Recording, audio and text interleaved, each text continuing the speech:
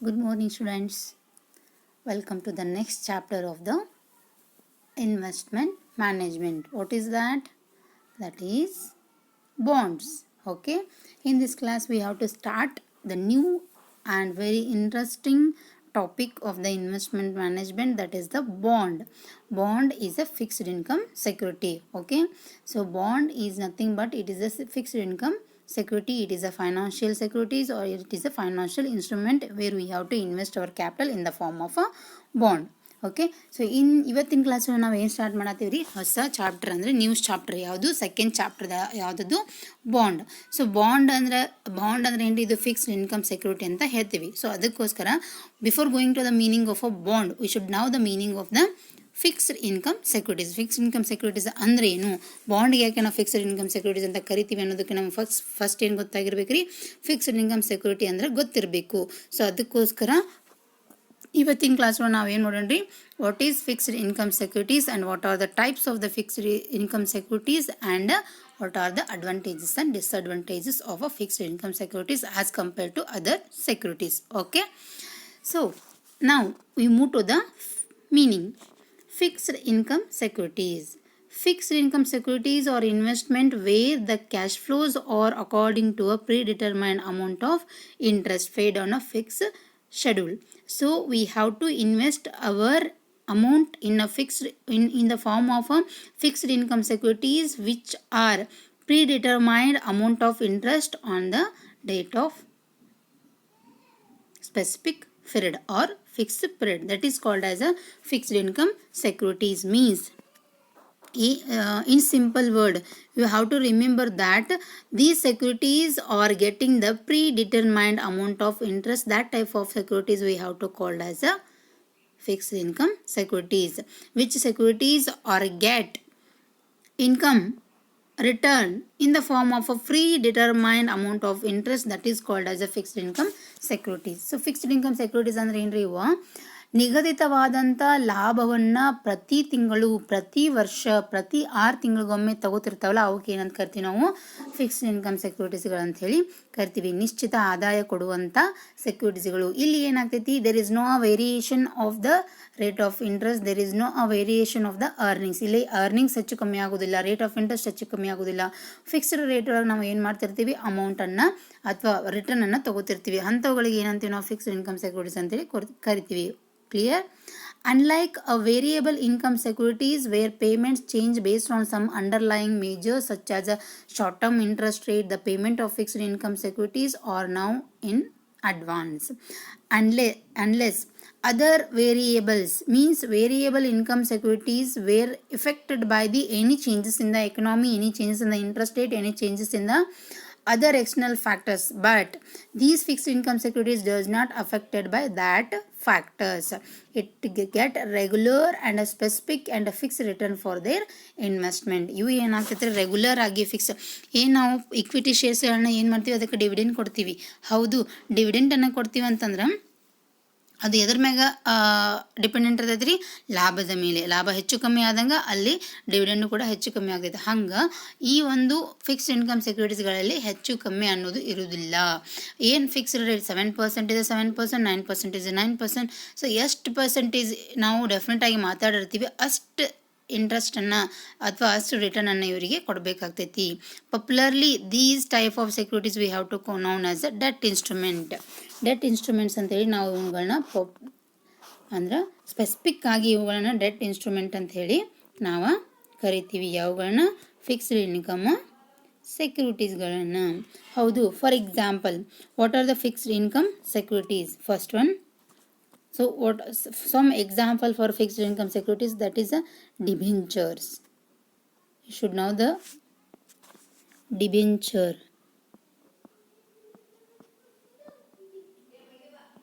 ಹೌದು, debenture is a debt instrument which is get the regular and a specific and a fixed return for their investment. ಡಿಬೆಂಚರ್ಸನ್ನು ಕೂಡ ಏನು ಮಾಡ್ತೀವಿ, ನೀವು balance sheet, financial ಅಕೌಂಟ್ಗಳು preparation ಮಾಡ್ತಿರ್ತೀರಿ. ಹೌದು, 7% ಡಿಬೆಂಚರ್, 9% ಡಿಬೆಂಚರ್, ಹೌದು ನೋಡ್ತೀರಿ ಶೇರ್ ಕ್ಯಾಪಿಟಲ್ ಒಳಗೆ.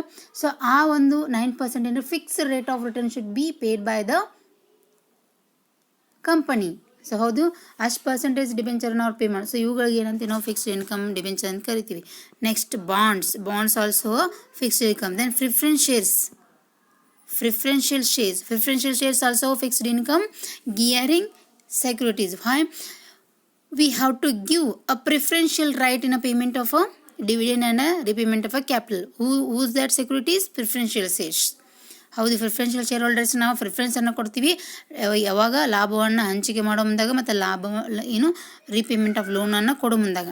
ಅದೇ ರೀತಿಯಾಗಿ ಪ್ರಿಫರೆನ್ಷಿಯಲ್ ಶೇರ್ ಹೋಲ್ಡರ್ಸ್ ಏನು ಮಾಡ್ತಾರೆ, ಫಿಕ್ಸ್ಡ್ ರೇಟ್ ಆಫ್ ಡಿವಿಡೆಂಡನ್ನು ತಗೋತಿರ್ತಾರೆ. So these are the some important example for fixed income securities. ಯಾವ ರೀ ಡಿವೆಂಚರ್ ಆಗಿರ್ಬೋದು, ಬಾಂಡ್ಸ್ ಆಗಿರ್ಬೋದು, ಪ್ರಿಫರೆನ್ಷಿಯಲ್ ಶೇರ್ಸ್ ಆಗಿರ್ಬೋದು. ಸೊ ಇವುಗಳೆಲ್ಲ ಏನು ಕೆಲವೊಂದಿಷ್ಟು ಎಕ್ಸಾಂಪಲ್. ಹೌದ್ರಿ. Next move on. What are the different types of fixed income securities? The different types of fixed income securities include government securities and corporate bonds, treasury bills, commercial papers and strips. What are those government securities? What are the government securities? It may be a treasury bill, certificate of deposit, commercial papers, bonds, future options. These are all we have to call as a government securities. What are these? Treasury bills, commercial papers, certificate of deposit, future option. So these are all the fixed government securities which have the maximum risk free investment in the market. ಇವುಗಳಲ್ಲಿ investment ಮಾಡೋದ್ರ risk ಕಮ್ಮಿ ಆಗ. ಅದೇ ರೀತಿಯಾಗಿ other securities are also in a market, that is corporate bonds, company bonds ಗಳಾಗಿರ್ಬೋದು, treasury bills, commercial papers, strips. These are also the some other different types of fixed income securities. Next one, types of fixed income securities. So what are the types of the fixed income securities? The type of fixed income securities are based on their issuance. Issuance is nothing but which cheese issue the security. ಯಾವುದು ಸೆಕ್ಯೂರಿಟಿಗಳನ್ನ issue ಮಾಡತ್ತಾರ ಅದರ ಆಧಾರದ ಮೇಲೆ ನಾವು ಏನು ಮಾಡ್ತೀವಿ, fixed income ಸೆಕ್ಯೂರಿಟೀಸ್ಗಳನ್ನು divide ಮಾಡತ್ತೀವಿ. First one government also issue the fixed securities. Banks or financial institutions also issue the securities and a corporate sector or private companies also issue the securities. So what are those?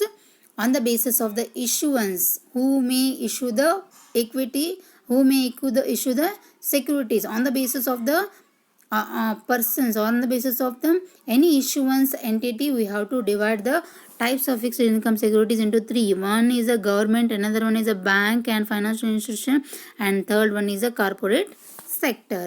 ಹೌದು, government issues treasury bills, securities, government securities, certificate of deposit, treasury bills, commercial papers, bonds, futures, options. These are the some instruments or fixed instruments of securities which are introduced by the government. And banks and financial institutions also issue a certificate of deposit, and companies issue a commercial papers, bonds. So these are the types of fixed income securities. So ಇಲ್ಲಿ government ಕೂಡ ಏನು ಮಾಡ್ತೈತಿ, ಕೆಲವೊಂದಿಷ್ಟು ಸೆಕ್ಯೂರಿಟೀಸ್ಗಳನ್ನ issue ಮಾಡ್ತಾರೆ. Treasury bill ಆಗಿರ್ಬೋದು, government ಸೆಕ್ಯೂರಿಟೀಸ್ಗಳನ್ನ ಏನು ಮಾಡ್ತಾರೆ, issue ಮಾಡ್ತಾರೆ. ಬ್ಯಾಂಕ್ಸ್ ಅಥವಾ ಫೈನಾನ್ಷಿಯಲ್ ಇನ್ಸ್ಟಿಟ್ಯೂಷನ್ ಕೂಡ ಏನು ಮಾಡ್ತಾರೆ, ಕೆಲವೊಂದಿಷ್ಟು ಸರ್ಟಿಫಿಕೇಟನ್ನು ಇಶ್ಯೂ ಮಾಡ್ತಾರೆ. ಸರ್ಟಿಫಿಕೇಟ್ ಆಫ್ ಡಿಪಾಸಿಟ್ ಅಂತ ಈ ರೀತಿಯಾದ ಸಾಕಷ್ಟು ರೀತಿಯ ಒಂದು ಫಿಕ್ಸ್ಡ್ ಇನ್ಕಮ್ ಗೇರ್ ಮಾಡ್ತಕ್ಕಂಥ ಸೆಕ್ಯೂರಿಟೀಸ್ಗಳನ್ನು ಇಶ್ಯೂ ಮಾಡ್ತಾರೆ. ದೆನ್ ಕಂಪ್ನಿಗಳು ಕೂಡ, ಪ್ರೈವೇಟ್ ಕಂಪ್ನಿಗಳು ಕೂಡ ಏನು ಮಾಡ್ತಾರೆ, ಕಾರ್ಪೊರೇಟ್ ಕಂಪನಿಗಳು ಕೂಡ ಏನು ಮಾಡ್ತಾರೆ, ಕಮರ್ಷಿಯಲ್ ಪೇಪರ್ ಮತ್ತು ಬಾಂಡ್ಸ್, ಕಮರ್ಷಿಯಲ್ ಸರ್ಟಿಫಿಕೇಟ್ ಮುಖಾಂತರ ಕೆಲವೊಂದಿಷ್ಟು ಇನ್ವೆಸ್ಟ್ಮೆಂಟ್ಗೆ ರಿಲೇಟೆಡ್ ಆಗಿರ್ತಕ್ಕಂಥ ಸೆಕ್ಯೂರಿಟೀಸ್ಗಳನ್ನ ಇಶ್ಯೂ ಮಾಡ್ತಾರೆ. Okay, next, advantages of fixed income securities as compared to other variable income securities. So ಏನೇನು ಲಾಭಗಳದಾವು ಅಂದರೆ, ನಿಶ್ಚಿತ ಆದಾಯವನ್ನು ಗಳಿಸ್ತಕ್ಕಂಥ ಸೆಕ್ಯೂರಿಟೀಸ್ಗಳನ್ನ ಪರ್ಚೇಸ್ ಮಾಡೋದ್ರಿಂದ, ಅದರೊಳಗೆ ಇನ್ವೆಸ್ಟ್ಮೆಂಟ್ ಮಾಡೋದ್ರಿಂದ ನಮಗೆ ಎಷ್ಟು ಲಾಭ ಐತಿ, ಯಾವ ಲಾಭ ಐತಿ ಅನ್ನೋದನ್ನ ನಾವು ನೋಡ್ತೀವಿ. First, lower volatility than other asset classes provide a stable return. It provide the stable return means there is a changes of a return is less. Volatility, changing, fluctuation is rare in case of a return in a fixed income securities. Fixed income securities ಒಳಗೆ volatility ಅಥವಾ changes ಅಥವಾ fluctuation ಅಂತ ಏನು ನೋಡ್ತೀವಿ, ಅಥವಾ ಬದಲಾವಣೆಗಳು ಏನಂತ ಕರಿತೀವಿ, ತಾರತಮ್ಯ ಅಂತ ಏನು ಕರಿತೀವಿ, ಇವು ಕಡಿಮೆ ಇರ್ತಾವು. ಸೊ ಇದು ಒಂದು ಅಡ್ವಾಂಟೇಜಸ್. ಇದರಿಂದ ನಾವೇನು ಮಾಡ್ಬೋದು, ರೆಗ್ಯುಲರ್ ಆಗಿ ಕರೆಕ್ಟಾಗಿ ಫಿಕ್ಸ್ಡ್ ರೀತಿ ಒಳಗೆ ನಾವು ರಿಟರ್ನನ್ನು ತಗೋಬೋದು. Next, higher returns then traditional bank fixed deposit as compare to depositing our amount in a fixed account in a banks. It is very much helpful for getting the maximum return. So ನಾವು bank ಒಳಗೆ fixed deposit ಒಳಗೆ ಇಟ್ಟರೂ ಕೂಡ ಇಷ್ಟು ಆದಾಯ ಬರೋದಿಲ್ಲ. ಅಷ್ಟು ಆದಾಯ ಎಲ್ಲಿರ್ತೈತೆ ರೀ, ಫಿಕ್ಸ್ಡ್ ಇನ್ಕಮ್ ಸೆಕ್ಯೂರಿಟೀಸ್ ಒಳಗೆ ನಾವು ಇನ್ವೆಸ್ಟ್ಮೆಂಟ್ ಮಾಡಿದ್ರೆ ಅಷ್ಟು ಆದಾಯವನ್ನು ನಾವು ಪಡ್ಕೋಬೋದು. Then predictability and stable returns offer hedge against the volatility and risk equity investment, and thus allow an investor to create a diversified portfolio to avoid the risk and to control the risk. In investing our investment capital in a fixed income securities, we have to diversify the portfolio. ನಾವೇನು ಮಾಡ್ಬೋದು, ಇಲ್ಲಿ ಗುಂಪುಗಳಾಗಿ ವಿಭಜನೆ ಮಾಡ್ಬೋದು ನಮ್ಮ ಹಣಕಾಸನ್ನು. ಯಾವಾಗ ಎಲ್ಲಿ ನಮಗೆ ಅಪಾಯ ಕಮ್ಮಿ ಇರ್ತೈತಿ, ಭಯ ಕಮ್ಮಿ ಇರ್ತೈತಿ, ನಮ್ಮ ರಿಟರ್ನ್ ಕರೆಕ್ಟಾಗಿ ಬರಕತ್ತೈತಿ ಅಂತಂದ್ರೆ ನಾವು ಮತ್ತೊಂದಕ್ಕೆ ಸ್ವಿಚ್ ಮಾಡಿ ನಮ್ಮದೊಂದು ಕ್ಯಾಪಿಟಲನ್ನು ಡಿವೈಡ್ ಮಾಡಿ ಪಾರ್ಟ್ಸ್ ಮಾಡಿ ಅದನ್ನು ಬೇರೆ ಬೇರೆ ಕಡೆ ಒಳಗೆ ಇನ್ವೆಸ್ಟ್ಮೆಂಟ್ ಮಾಡಲಿಕ್ಕೆ ಇದು ಅವಕಾಶ ಮಾಡಿಕೊಡ್ತೈತಿ. ಯಾವುದು fixed income securities. Okay, then what are the disadvantages of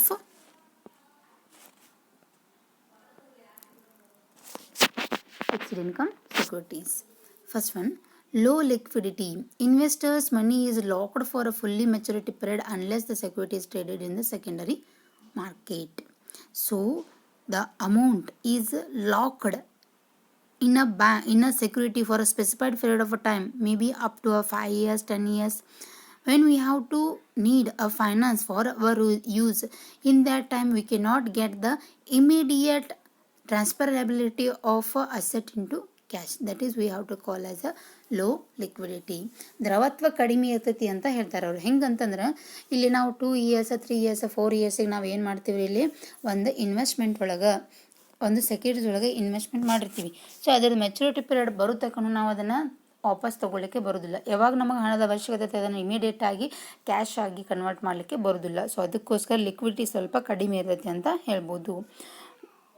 not actively traded. This lack of a competition prevent their prices rising very high. There is no question of a competition in a rise and up and down of the interest rate or any rise in the return, because we have to invest our capital for a predetermined rate of interest. ಯಾಕಂದ್ರೆ ನಾವು ನಿಶ್ಚಿತಪಡಿಸಿದಂಥ rate of ರಿಟರ್ನ್ಗೆ ನಾವು ಒಂದು ಅಸೆಟನ್ನು ಏನು ಮಾಡಿರ್ತೀವಿ, ಇನ್ವೆಸ್ಟ್ಮೆಂಟನ್ನು ಮಾಡಿರ್ತೀವಿ. So ಅಲ್ಲಿ ಏನಾದರೂ ಇನ್ಫ್ಲೇಷನಿಂದ rate ಜಾಸ್ತಿ ಆಗ್ಬೋದು, ಡಿಫ್ಲೇಷನಿಂದ ರೇಟ್ ಕಡಿಮೆ ಆಗ್ಬೋದು, ಅದು ನಮಗೆ ಯಾವುದೇ ರೀತಿಯಾದಂಥ ಎಫೆಕ್ಟು ಬೀಳೋದಿಲ್ಲ. ಅದರಿಂದ ಬರ್ತಕ್ಕಂಥ ಅಡ್ವಾಂಟೇಜಸ್ ನಮಗೆ ಸಿಗೋದಿಲ್ಲ. Then sensitivity to market interest rate. Change in market interest rate change the yield on held securities. So ಇಲ್ಲಿ ಏನಾದರೂ ಸೆಕ್ಯೂರಿಟೀಸ್ ಒಳಗೆ ಚೇಂಜಸ್ ಆತಂದ್ರೆ, ಇಂಟ್ರೆಸ್ಟ್ ರೇಟ್ ಚೇಂಜಸ್ ಆದರೆ ಇದಕ್ಕೆ ಯಾವುದೇ ರೀತಿಯಂಥ ಇಫೆಕ್ಟ್ ಆಗೋದಿಲ್ಲ, ಆ ಒಂದು ಲಾಭ ಇದಕ್ಕೆ ಸಿಗೋದಿಲ್ಲ. So these are the demerits of the fixed income securities. Some of the fixed income securities are there in a screen. What are those? First one, treasury bills. So it is a fixed income securities. Treasury bills are short-term money market instrument that finance the short-term requirement of the government. It fulfills the requirement of the working capital, or it fulfills the requirement, the short-term requirement of the government. They are often at a discount on their face value, and at the end of the maturity period they are repaid at their face value. So treasury bill is a one short term equipment which is which may help to the short term requirement of the ಗೌರ್ಮೆಂಟಿಗೆ ಸಂಬಂಧಪಟ್ಟಂಥ ಒಂದು bill ಇದು government issue ಮಾಡ್ತೈತಿ. ಗೌರ್ಮೆಂಟಿಗೆ ಬೇಕಾದಂಥ short term requirement ಇದು full ಮಾಡ್ತೈತಿ. ಹಾಗಾದ್ರೆ ಎಷ್ಟು ದಿನಕ್ಕೋಸ್ಕರ short ಬಿಲ್ಲನ್ನು ಇಶ್ಯೂ ಮಾಡ್ಬೋದು?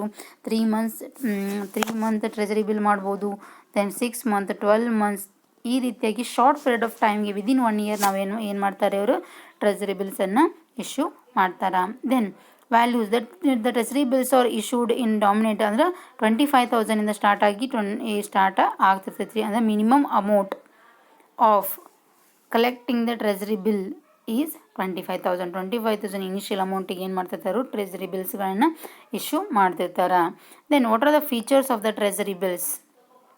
First one, no default risk. So ಇಲ್ಲಿ ರಿಸ್ಕ್ ಕಡಿಮೆ ಇರ್ತೈತಿ, ಯಾಕಂದರೆ it is a government security. Ideal short term investment which can also be traded in a secular market.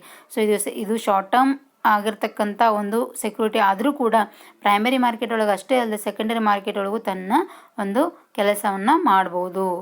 Preferred securities for liquid or a money market and ultra short term mutual funds for high. So it provide the short term requirement of the money market and short term mutual funds for a higher level. ಇಲ್ಲಿ ಏನು ಮಾಡ್ತೈತ್ರಿ, money market ಮತ್ತು mutual funds ಒಳಗೆ ಬೇಕಾದಂತೆ ಎಲ್ಲ ರೀತಿಯನ್ನು ನಮ್ಮನ್ನು short term ಒಳಗಿದು ಬಿಯರ್ ಮಾಡ್ತೈತಿ. Liquidity along with at return higher then traditional bank account. ಬೇರೆ ಬ್ಯಾಂಕ್ ಅಕೌಂಟಿಗೆ ಕಂಪೇರ್ ಮಾಡಿದ್ರೆ ಇದರದ್ದು ರಿಟರ್ನ್ ಯಾವಾಗಲೂ ಹೆಚ್ಚಿರ್ತೈತಿ. So this is the salient features of the treasury bills. Then next one, that is a government securities. Government securities we have to call in simple G-SECs. G-SECs or tradable sovereign securities issued by the central and the state government. So these are the securities are issued by the both the government, that is central and state government. Indicates the debt obligation in order to finance government expenditure. G-SECs are long-term security with a maturity ranging up to 30 years. So treasury bills are the short-term required financial securities of government securities, and the government securities are the long-term money way to get the finance from the market. So long term ಒಳಗೆ ನಾವು ಏನು ಮಾಡ್ಬೋದು, ಫೈನಾನ್ಸ್ನ ತೆಗೆದುಕೊಳ್ಳಿಕ್ಕೆ government ಸೆಕ್ಯೂರಿಟೀಸ್ಗಳು ಬೇಕಾಗ್ತವೆ. So ಇವುಗಳನ್ನ ಯಾರು issue ಮಾಡ್ತಾರೆ, central government ಮತ್ತು ಸ್ಟೇಟ್ ಗೌರ್ಮೆಂಟ. ಸೊ ಇಲ್ಲೇ ಡೆಟ್ ಒಬ್ಲಿಗೇಷನನ್ನು ಅಂದರೆ ಫಿಕ್ಸ್ಡ್ ರೇಟ್ ಆಫ್ ಇಂಟ್ರೆಸ್ಟಿಗೆ ಒಂದು ಸೆಕ್ಯೂರಿಟೀಸ್ಗಳನ್ನು ಇಶ್ಯೂ ಮಾಡ್ತಾರೆ for order to finance government ಎಕ್ಸ್ಪೆಂಡಿಚರನ್ನು ಫುಲ್ಫಿಲ್ ಮಾಡಲಿಕ್ಕೋಸ್ಕರ. ಅಸೆಟ್ ಆರ್ ಲಾಂಗರ್, ಸೊ ಇವುಗಳನ್ನ ಲಾಂಗರ್ ಪೀರಿಯಡ್ ತಕ್ಕ ಏನು ಮಾಡ್ತಾರೆ, ಈ ಸೆಕ್ಯೂರಿಟೀಸ್ಗಳನ್ನು ಇಶ್ಯೂ ಮಾಡ್ತಾರೆ. ಅಂದ್ರೆ ಮಿನಿಮಮ್ 30 ಇಯರ್ಸಿಗೆ ಏನು ಮಾಡ್ತೀವಿ ನಾವು ಈ ಸೆಕ್ಯೂರಿಟೀಸ್ಗಳನ್ನ ಇಶ್ಯೂ ಮಾಡ್ತೀವಿ. ಬಟ್ ಟ್ರೆಜರಿ ಬಿಲ್ಸನ್ನು ವಿದಿನ್ 1 ಇಯರ್ಗೆ ಇಶ್ಯೂ ಮಾಡಿದರೆ ಗೌರ್ಮೆಂಟ್ ಸೆಕ್ಯೂರಿಟೀಸ್ಗಳನ್ನ 30 ಇಯರ್ಸ್ ತಕ್ಕ ನಾವು ಏನು ಮಾಡ್ಬೋದು ರೀ, ಈ ಸೆಕ್ಯೂರಿಟೀಸ್ಗಳನ್ನ ಇಶ್ಯೂ ಮಾಡ್ಬೋದು. Okay, next that is A risk of investing in a fixed income security. There is a maximum advantages factors for investing in a fixed securities, but little bit only 2 disadvantages factors for investing our capital in a fixed income securities. That is first one, interest rate risk. So change in the interest rate in the economy, it cannot make any impact on the investment. In simple word ನೆನಪಿಟ್ಕೋರಿ, any changes in the interest rate in a market, it does not affect on the fixed income generating investment securities. Why? In inflation conditions, the rate of return or rate of interest rate is high, the securities rate are high, but it is not affect to the fixed income securities. This is the advantages factor. Changes in interest rate affect the bond prices and consequently the return from the debt mutual funds. If the interest rate rise, bond prices fall and vice versa. So this is known as the interest rate risk. So ಈಗ ನೋಡ್ರಿ, ನಮ್ದು 2% interest rate ಅದಂತ ತಿಳ್ಕೊರಿ. Inflation ಇದ್ದಾಗ ಅವ್ರು 3% ಇತ್ತು ಅಂತಂದ್ರೆ ನಮಗೇನಾಯ್ತು ರೀ, 1% loss ಆಯ್ತು. ಸೊ ಅದಕ್ಕೆ ಏನು ಹೇಳ್ತೀವಿ, ಇಂಟ್ರೆಸ್ಟ್ ರೇಟ್ ಕೂಡ ಏನಾಗ್ತೈತಿ, ಇಫೆಕ್ಟ್ ಬೀಳ್ತೈತಿ. Then next one, credit risk. Debt mutual funds invest in debt securities such as treasury bills, corporate bonds. Credit risk arises when the issuer of a bond or debt security default on the timely payment of interest and the principal amount.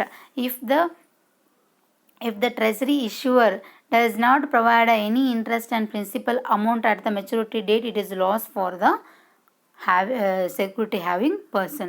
So ಈಗ ಒಂದು ಸೆಕ್ಯೂರಿಟೀಸನ್ನು purchase ಮಾಡೀವಿ ನಾವು market ಒಳಗೆ. So ಅದ್ರದ್ದು regular ಆಗಿ interest pay ಮಾಡಲಿಲ್ಲ ಅಥವಾ maturity period ಮುಗಿದ ತಕ್ಷಣ ಅದ್ರದ್ದು ಮುನ್ಸಿಪಲ್ ಅಮೌಂಟ್ ಅಥವಾ ಒರಿಜಿನಲ್ ಅಮೌಂಟು ಬಿಗಿನಿಂಗ್ ಅಮೌಂಟ್ ನಾವು ಪೇ ಮಾಡಲಿಲ್ಲ ಅಂತಂದ್ರೆ ಅದು ಯಾರಿಗೆ ಲಾಸ್ ಐತ್ರಿ, ಯಾರು ಇನ್ವೆಸ್ಟ್ಮೆಂಟನ್ನು ಮಾಡಿರ್ತಾರಲ್ಲ ಅವರು. So this is a credit risk. So these are the 2 risk beared in the investment fixed income securities. ಒಂದನೇದು ಯಾವ್ದು ರೀ? ಇಂಟ್ರೆಸ್ಟ್ ರೇಟ್ ಅಂದ್ರೆ ಬಡ್ಡಿಯ ಅಪಾಯ ಮತ್ತು ಪತ್ತಿನ ಅಪಾಯ. Okay, next benefits of investing in a fixed income securities. So what are the benefits of investing our amount in a fixed income security? First one, stable return. So there is not a clear picture, we can provide in a next notes ಒಳಗೆ ನಾ ಕೊಡ್ತೀನಿ. ಇದು clear ಇಲ್ಲ, but you should understand when we have to explain. Okay, stable return ಇಲ್ಲಿ ಏನಿರ್ತೈತಿ ರೀ? ನಿಶ್ಚಿತವಾದಂಥ ಲಾಭ ಇರ್ತೈತಿ. ಹೆಂಗೆ? We have to make our investment for a specified period and a specific rate of return. So for that, any variation in the economy, in the interest rate, or in the financial system, or in any earnings, there is no effect on our investment. ಏನಾದರೂ economic ಒಳಗೆ, ಆರ್ಥಿಕತೆ ಒಳಗೆ ಏನಾದರೂ ಹೆಚ್ಚು ಕಮ್ಮಿ ಆದರೂ ಕೂಡ ಅದು ನಮಗೆ ಏನೂ ಇಂಪ್ಯಾಕ್ಟ್ ಬರೋದಿಲ್ಲ. ಯಾಕಂದರೆ ನಾವು ಪ್ರೀ ಡಿಟರ್ಮನ್ ಆಗಿ ಮುಂಚಿತವಾಗಿನ ನಾವೇನು ಮಾಡ್ತೀವಿ? ಇಂಟ್ರೆಸ್ಟ್ ರೇಟನ್ನು ಫಿಕ್ಸ್ ಮಾಡಿರ್ತೀವಿ ಮತ್ತು ಪೀರಿಯಡನ್ನು ಫಿಕ್ಸ್ ಮಾಡಿರ್ತೀವಿ. ಸೊ ಅದು ನಮಗೆ ಯಾವುದೇ ರೀತಿಯಾದಂಥ ಎಫೆಕ್ಟು ಆಗೋದಿಲ್ಲ. Then safety of investment. Maximum fixed income securities are issued by the government and other parties who are getting the safety concept. So ಇಲ್ಲಿ ಸೇಫ್ಟಿ ಅನ್ನೋದು ಹೆಚ್ಚಿರ್ತೈತಿ. ಯಾಕಂದ್ರೆ ನಾವು ಅಮೌಂಟಿಗೆ ಯಾವುದೇ ರೀತಿಯಂಥ ನಷ್ಟ ಭಯ ಆಗೋದಿಲ್ಲ. ಯಾಕಂದ್ರೆ ಇಲ್ಲಿ ಪ್ರಿನ್ಸಿಪಲ್ ಇಂಟ್ರೆಸ್ಟ್ ಕರೆಕ್ಟಾಗಿ ಪೇ ಮಾಡ್ತಿರ್ತಾರೆ. Because the number of securities are issued by the government and other well valuated person in economy. So ಕೆಲವೊಂದಿಷ್ಟು ಏನು ಅಂತೀವಿ ನಾವು, ಪಾಪ್ಯುಲರ್ ಆಗಿರ್ತಕ್ಕಂಥ ಕಾರ್ಪೊರೇಟ್ ಸೆಕ್ಟರ್ ಅಥವಾ ಫೈನಾನ್ಷಿಯಲ್ ಇನ್ಸ್ಟಿಟ್ಯೂಷನ್ಗಳು ಇವುಗಳನ್ನ ಏನು ಮಾಡಿರ್ತಾರೆ ರೀ? ಇಶ್ಯೂ ಮಾಡ್ತಿರ್ತಾರೆ. ಅಂದಮೇಲೆ ಇಲ್ಲಿ ಸೇಫ್ಟಿ ಅನ್ನೋದು ಜಾಸ್ತಿ ಆಗಿರ್ತೈತಿ ಅಂತ ಹೇಳ್ಬೋದು. Then next another point that is portfolio diversification. Investment in a fixed income securities offer a much needed diversification to concentrate portfolio of equities. So we have to invest our capital in a portfolio of equities. We have to diversify our total into parts and invest that amount in equities. ನಾವೇನು ಮಾಡ್ಬೋದು? ನಮ್ಮ hole ಅಮೌಂಟನ್ನು divide ಮಾಡಿ, parts ಮಾಡಿ, ಅದನ್ನು ಏನು ಮಾಡ್ಬೋದು? Different ಪಾರ್ಟ್ಸ್ಗಳಾಗಿ ಬೇರೆ ಬೇರೆ ಈಕ್ವಿಟೀಸ್ ಒಳಗೆ ಅದನ್ನು ಏನು ಮಾಡ್ಬೋದು? ಇನ್ವೆಸ್ಟ್ಮೆಂಟ್ ಮಾಡಲಿಕ್ಕೆ ಇದು ಸಾಧ್ಯ ಆಗ್ತೈತಿ. It is a well known fact that equities deliver much higher rate than debt because equity instrument may get the higher return as compared to debt. So in a debt we have to get the only percentage rate of return, but in a equity we have to get the profit. So when profit is increased, we have to get the more return. So for when we have to go to the fixed income securities, it is helpful for portfolio diversification. ಇಲ್ಲಿ ಏನು ಮಾಡ್ತೀವಿ ನಾವು? Fixed income ಒಳಗೆ investment ಮಾಡಿ ಏನು ಮಾಡ್ಬೋದು? ನಾವು portfolio ಇನ್ವೆಸ್ಟ್ಮೆಂಟನ್ನು ಮಾಡಲಿಕ್ಕೆ ಸಾಧ್ಯ ಆಗ್ತೈತಿ. ಯಾಕಂದ್ರೆ ಡೆಟ್ ಇನ್ಸ್ಟ್ರೂಮೆಂಟ್ಸ್ಗಳಿಗೆ ಕಂಪೇರ್ ಮಾಡಿದ್ರೆ ಪೋರ್ಟ್ಫೋಲಿಯೋ ಏನು ಇಕ್ವಿಟಿ ಇನ್ವೆಸ್ಟ್ಮೆಂಟ್ ಏನಾಗೈತಿ? ಲಾಭದಾಯಕ ಐತಿ ಅಂತ ಹೇಳ್ತಾರೆ. ಯಾಕಂದ್ರೆ ಇಕ್ವಿಟಿ ಇನ್ವೆಸ್ಟ್ಮೆಂಟನ್ನು ಲಾಭವನ್ನು ಹಂಚಿಕೆ ಮಾಡ್ತಾರೆ. ಪ್ರತಿ ವರ್ಷ ಲಾಭದಲ್ಲಿ ಹೆಚ್ಚಳ ಹಾಕೋದು ಹೋಯ್ತಂದ್ರೆ ನಮ್ಮ ರಿಟರ್ನ್ ಕೂಡ ಏನಾಗ್ತೈತಿ? ಹೆಚ್ಚು ಆಗುವಂಥ ಚಾನ್ಸಸ್ಸು ಇರ್ತೈತಿ. Then priority during liquidation. When a company is closed, when a company goes up to the liquidation, in that time the principal and interest should be paid first to the fixed income securities. So far it is a benefited concept of the fixed income securities. When the company files for bankruptcy and goes for liquidation, it is liable to pay back to its debtors, stockholders. However, it might not have enough asset to pay off both. In that case, lenders of a company who hold a corporate bonds of the firm get priority over those who hold equity. This is one more reason why debt instrument is considered a safe investment. Before paying the amount to the equity shareholders, the debenture holders, preferential shareholders, bond holders are getting the benefit of them.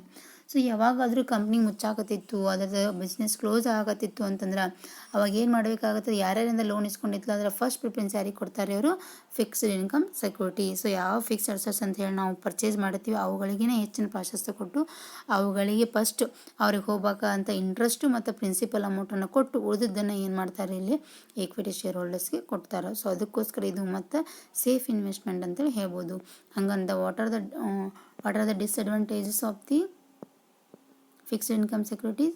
First one, interest rate risk and credit risk. Advantages are what? Stable return, safety of investment, portfolio diversification and priority. Okay, in next class we have to discuss about the bonds, meaning of bonds and what are the features of bonds and what are the types of bonds. Okay, thank you. So Kannada medium first unit notes ಇನ್ನು 2 days ಒಳಗೆ ನಿಮ್ಗೆ PDF ಮಾಡಿ send ಮಾಡ್ತೀನಿ. English ಮೀಡಿಯಮ್ದವ್ರು ಏನು ಮಾಡಿರಿ ಅಂದ್ರೆ point ಹಾಕೀನಿ. English ಮೀಡಿಯಮ್ದವ್ರಿಗೆ points ಅದಾವು, Kannada ಮೀಡಿಯಮ್ದವ್ರಿಗೂ points ಎರಡೂ ಕೂಡಿಸಿ ನೋಟ್ಸ್ ಅದ. ಬಟ್ ಎಕ್ಸ್ಪ್ಲನೇಷನ್ ನೀವೇನು ಮಾಡಿರಿ, ವಿಡಿಯೋ ನೋಡ್ತಿರ್ತಿರಲ್ಲ, ವಿಡಿಯೋ ನೋಡೋ ಮುಂದಾಗ ನಾ ಏನು ಎಕ್ಸ್ಪ್ಲನೇಷನ್ ಕೊಡತ್ತೀನಿ ನಿಮಗೆ ಎಷ್ಟು ಅಂಡರ್ಸ್ಟ್ಯಾಂಡಿಂಗ್ ಆಗ್ತೈತಿ ಅಷ್ಟು 2-3 ಲೈನ್ಸ್ ಒಳಗೆ ನೀವು ಏನು ಮಾಡ್ಕೊರಿ, ಎಕ್ಸ್ಪ್ಲನೇಷನ್ ಬರ್ಕೊಂಡು ನೋಟ್ಸ್ ಮಾಡ್ಕೊಂಡು ಇಟ್ಕೊರಿ. When the classes are start, I can check all the fair notes of you. ನಿಮ್ದು ಯಾವಾಗ ಕ್ಲಾಸ್ ಸ್ಟಾರ್ಟ್ ಆಗ್ತಿದ್ದಿಲ್ಲ ಅವಾಗ ನಾವು ಏನು ಮಾಡ್ತೀನಿ ರೀ, ಎಲ್ಲ ಫೇರ್ ನೋಟ್ಸನ್ನು ಚೆಕ್ ಮಾಡ್ತೀನಿ. ನಾ ಬರೀ ನಿಮಗೆ PDF ಕಳಿಸ್ತೀನಿ ಅಂತ ಅದು ನಿಮ್ದು ಮೊಬೈಲ್ ಒಳಗಷ್ಟೇ ಇರುವಂಗಿಲ್ಲ. ಅದನ್ನು ಪಾಯಿಂಟ್ಸ್ ಹಾಕಿ ಅದರ ಕೆಳಗೆ 2 ಲೈನ್ಸ್ ಬರೆಸಿ ನೀವು ಒಂದು ಸಿಸ್ಟಮೆಟಿಕ್ ನೋಟ್ಸನ್ನು ಮಾಡಬೇಕು. ಸೊ ಇದು ನಿಮ್ದು ಹೊಸ ಸಿಲೆಬಸ್ಸು, ಇಲ್ಲಿ ಬುಕ್ಸ್ ಅವೈಲೇಬಲ್ ಇರೋದಿಲ್ಲ. ನೀವೇನಾದರೂ ನೋಟ್ಸ್ ಮಾಡಿಲ್ಲ ಅಂದರೆ ನಿಮ್ಗೆ ಎಕ್ಸಾಮ್ ಪರ್ಪಸ್ ಓದಲಿಕ್ಕೆ ಸೋರ್ಸು ಸಿಗೋದಿಲ್ಲ. ಅದಕ್ಕೋಸ್ಕರ ಈ ವಿಡಿಯೋದಾಗ ನಾನು ಲಾಸ್ಟಿಗೆ ಹೇಳತ್ತೀನಿ, ಫಸ್ಟ್ ಯೂನಿಟ್ ಹಂಗೆ ಕಂಪ್ಲೀಟ್ ಆಗಿದೆ. ಪ್ರಾಬ್ಲಮೆಟಿಕ್ನ ಬಿಡ್ರಿ, ಪ್ರಾಬ್ಲಮೆಟಿಕ್ನ ಆಮೇಲೆ ಮಾಡಿಸ್ತೀನಿ, ಅವಾಗ ನೀವು ಬರ್ಕೋತೀರಿ. There is no problem about that. But ಏನು ಪ್ರಾಕ್ಟಿಕಲ್ ನೋಟ್ಸ್ ಐತಲ್ಲ ಇದನ್ನು ಏನು ಮಾಡಿರಿ, ನಾನು 2-3 days ಒಳಗೆ ನಾವು ಏನು ಮಾಡತ್ತೀನಿ ರೀ, ಈಗ ನಾಳೆ ಅಥವಾ ನಾಡಿದ್ದು ನಿಮ್ಗೆ ನೋಟ್ಸ್ ಕಳಿಸ್ತೀನಿ. PDF ಮಾಡಿ ನಾನು ನೋಟ್ಸ್ ಮೀನಿಂಗ್ ವಿತ್ ಪಾಯಿಂಟ್ಸ್ ಅಷ್ಟೇ ಕಳಿಸಿರ್ತೀನಿ. ಪಾಯಿಂಟ್ಸ್ದು ಏನಾದರೂ ಎಕ್ಸ್ಪ್ಲನೇಷನ್ ನಿಮಗೆ ಬೇಕಿತ್ತು ಅಂತಂದ್ರೆ ವಿಡಿಯೋ ನೋಡ್ತಿರ್ತಿರಲ್ಲ, ವಿಡಿಯೋ ನೋಡಿ ಅದರ ಕೆಳಗೆ 2-3 ಲೈನ್ ಒಳಗೆ ನೀವು ಅದನ್ನು ಎಕ್ಸ್ಪ್ಲನೇಷನ್ ಕೊಟ್ಕೊಂಡಿದ್ದೆ ಅಂದ್ರೆ ನಿಮಗೆ ಎಕ್ಸಾಮ್ ಒಳಗೆ ಓದೋಕ್ಕೆ ಈಸಿ ಆಗ್ತೈತಿ. ಓಕೆ, ಬಾಯ್.